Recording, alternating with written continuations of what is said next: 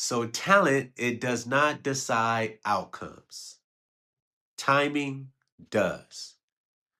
And most entrepreneurs, they misunderstand how timing actually works inside financial systems. You can be skilled and you can be intelligent, you can be driven and still be early.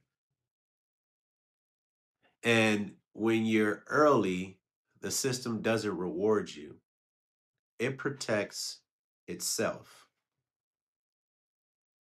So, why talent feels like it should win? We're taught, from a very young age that talent wins. If you're smart enough, if you work hard enough, if you improve enough, you should move forward. That logic works in sports, it works in school, it works in competitions. It does not work inside financial systems. Banks do not evaluate potential, they evaluate patterns. There's the pattern principle.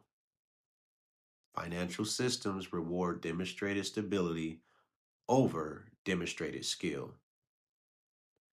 So if revenue jumps this month, that's not stability. If credit improves this quarter, that's not seasoning. If you form a new entity this year, that's not history. The system asks one question: has this behavior been consistent long enough to reduce uncertainty? Uncertainty is what timing resolves. Early looks risky. And this is the part that nobody explains. Momentum, it feels safe to you. It feels unstable to an actual lender. And I'll explain it to you like this: rapid growth, volatility, new accounts, unpredictability, fresh revenue spikes, that's inconsistency, and structural changes, unknown variables. When growth happens quickly, the system sees movement, and movement equals risk. So talent accelerates movement, but timing stabilizes it. So there is the seasoning effect.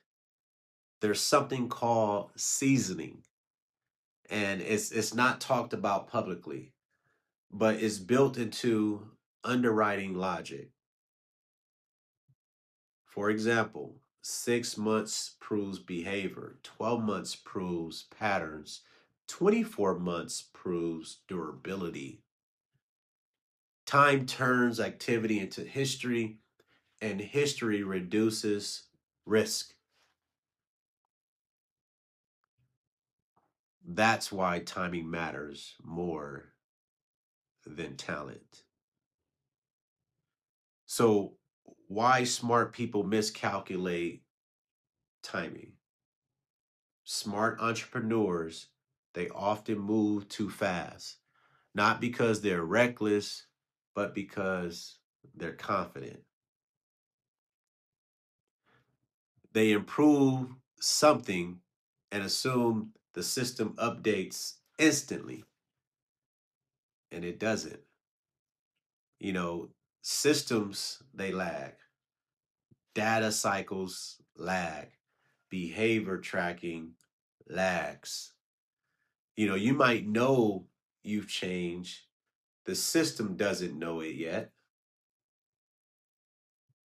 So there's a such thing as strategic patience.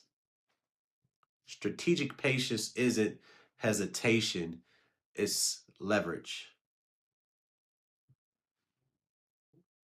When you wait intentionally, you build stability, you reduce risk signals, you expand capacity, and you strengthen positioning. When you rush, you shorten your future windows. So there's the real shift. This is what happens. When I understood timing, I stopped chasing momentum and I started designing what is called stability. I stopped asking, am I, good enough? I started asking, has enough time passed to prove it? So look at it like this. Talent, it gets attention, but timing, it gets the approval. If this perspective connects with you, the full structural framework is mapped step by step at rywlevels.com. No hype, just structure.